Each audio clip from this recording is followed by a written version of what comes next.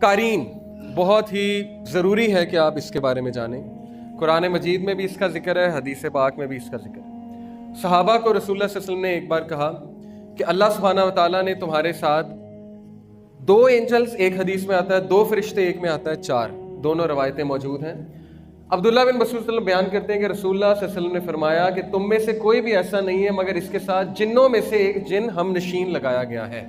تو جب آپ پیدا ہوتے ہیں، انسان پیدا ہوتا ہے تو اس کے ساتھ ایک جن پیدا کیا گیا ہے۔ فرشتے بھی ہوتے ہیں لیکن ایک جن اس کے ساتھ ساری عمر رہتا ہے، اس کا نام قارین ہے۔ تو صحابہ نے کہا کہ اے اللہ کے رسول، کیا آپ کے ساتھ بھی کسی نے جسارت کر لی پوچھنے کی؟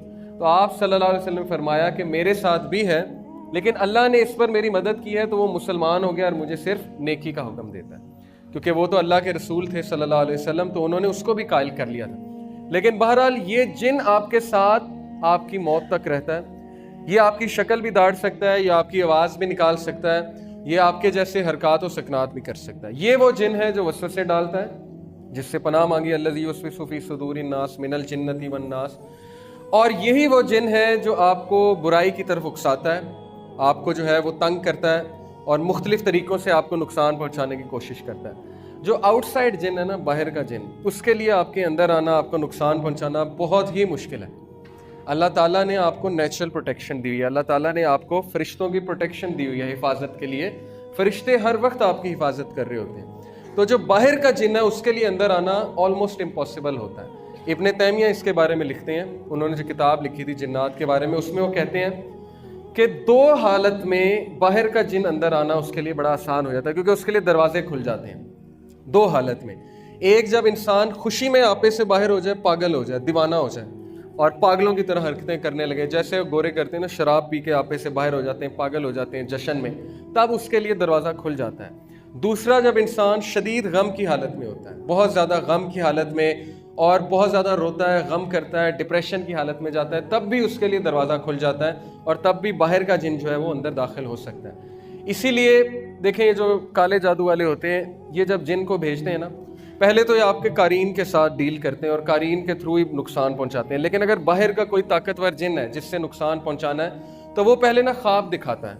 وہ شیطان جو ہے پہلے آپ کو خواب دکھاتا ہے، اگر آپ اذکار کر کے نہیں سوئے تو خواب اس طرح کے ہوتے ہیں کہ وہ بڑے ڈسٹربنگ ہوتے ہیں، بہت ہی عجیب و غریب سے خواب ہوتے ہیں۔ آپ کو ایسی یادیں دکھاتا ہے، یا آپ کو دکھائے گا کہ آپ کے ماں باپ کی وفات ہو گئی ہے، یا آپ کو بہت ہی پخانہ، گندگی، شیر، سانپ، اس طرح کی چیزیں نظر آئیں گی تاکہ آپ فل ڈسٹرب ہو جائیں۔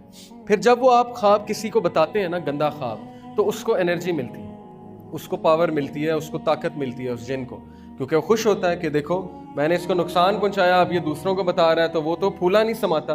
ایک صحابی کو ٹھوکر لگی تو انہوں نے کہا کہ شیطان نے لگوا دی، تو نبی صلی اللہ علیہ وسلم نے کہا کہ نہیں، تم کہو بسم اللہ، کیونکہ تم یہ کہو گے تو وہ پھولا نہیں سمائے گا، بسم اللہ کہو گے تو وہ سکڑ کے مکھی کی طرح ہو جائے گا۔ اس لیے اس کو کریڈٹ نہیں دینا چاہیے، برے خواب کو نہیں بتانا چاہیے۔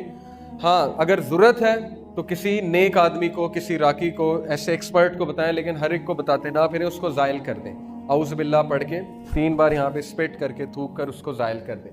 تو یہ باہر کا جن، اس کے لیے اندر داخل ہونا بہت مشکل ہے۔ میں مزید آپ کو بتاؤں گا، لیکن ابھی حدیث کی طرف واپس آتے ہیں۔ بیسیکلی یہ جن آپ کے ساتھ ہے، اور یہ قارین ہے، ایول کمپینین، یعنی کہ برا ساتھی، اور یہ آپ کے ساتھ موت تک رہتا ہے۔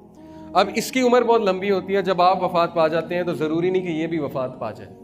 اور میں نے ایک راکی ہیں بہت بڑے، ان کو یہ کہتے سنا ہے کہ یہ والا جن جو ہے جب مردے کو جلاتے ہیں تو یہ طاقتور ہوتا ہے، کیونکہ آگ کا بنا نا، جنات آگ کے بنے۔ اب ہندو جو ہیں وہ ظاہر ہے مردوں کو جلاتے ہیں تو ان کا قرین طاقتور ہوتا ہے۔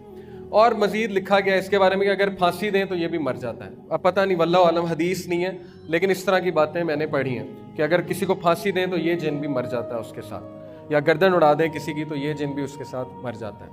خیر، یہ جن آپ کی شکل بھی داڑ سکتا ہے، آپ کی آواز بھی نکال سکتا ہے، اس لیے بہت خطرناک ہے۔ قال قرینہ ربنا ما اطغیتہ ولکن کان فی ضلال بعید، قرآن کی آیا ہے سورہ کاف آیت نمبر 27۔ قال قرینہ، اس کا ہم نشین کہے گا قیامت والے دن کہ اے ہمارے رب، میں نے اسے گمراہ نہیں کیا تھا بلکہ خود ہی دور دراز کی گمراہی میں تھا۔ وہ معصوم بن جائے گا قیامت والے دن، وہ کہے گا کہ میں تو صرف آئیڈیا دیتا تھا، میں تو صرف اسے برائی کی طرف اکساتا تھا، اصل میں کرنے والا یہ خود تھا۔ اور اصل بات یہی ہے، اس کا بس نہیں ہے، اس کا بس صرف اتنا ہے کہ وہ آپ کو ایک وسوسہ پھینکے گا، آپ کو ایک آئیڈیا دے گا۔ اب آپ کی ذمہ داری ہے کہ آپ اس کو طاقتور کرتے ہیں کہ کمزور کرتے ہیں۔ کیونکہ ہماری لڑائی اس کے ساتھ ہے۔ ابن مسعود رضی اللہ عنہ کے بارے میں آتا ہے صحیح روایت میں کہ ایک بار ان کا قرین ان کے سامنے آ گیا اور بالکل ویسی شکل تھی، تو وہ بڑا حیران ہوئے۔ انہوں نے کہا کہ تم کون ہو؟ تو اس نے کہا کہ میں آپ کا ہم نشین ہوں، لیکن وہ بڑا کمزور تھا اور بالکل ہی مرنے والا تھا۔ تو ابن مسعود نے پوچھا کہ تم اتنے کمزور کیوں ہیں؟ تو اس نے کہا کہ آپ کے اعمال نے مجھے کمزور کر دیا۔ تو یہ ہمارے اعمال ہیں۔ اب کن عمل سے، کن اعمال سے یہ جو ہے اس کو خوراک ملتی ہے، اس کو پاور ملتی ہے؟ دیکھیں اب یہ چیز بھی ہمیں سمجھ لینی چاہیے کہ رسول اللہ صلی اللہ علیہ وسلم نے فرمایا کہ بائیں ہاتھ سے نہیں کھانا چاہیے، ایسے ہی ہے، کیونکہ بائیں ہاتھ سے کون کھاتا ہے؟ شیطان کھاتا ہے۔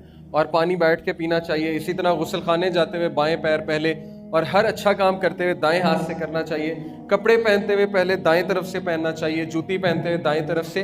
یہ جو ساری باتیں ہیں جن کو ہم بہت زیادہ ایزی لیتے ہیں اور بہت زیادہ اگنور کرتے ہیں، ان کی بڑی اہمیت ہے، کیونکہ رسول اللہ صلی اللہ علیہ وسلم کو پتا تھا کہ ہمارے لیے کیا بہتر ہے اور جنات کا افیکٹ کیسے ڈیکریز ہوگا۔ تو یہ جن کی خوراک وہی ہے جو ہم غلط ملت جو ہے چیزیں کھاتے ہیں یا بائیں ہاتھ سے کھاتے ہیں، یا ہم کوئی برا کام کرتے ہیں تو اس کو بہت زیادہ خوراک ملتی ہے۔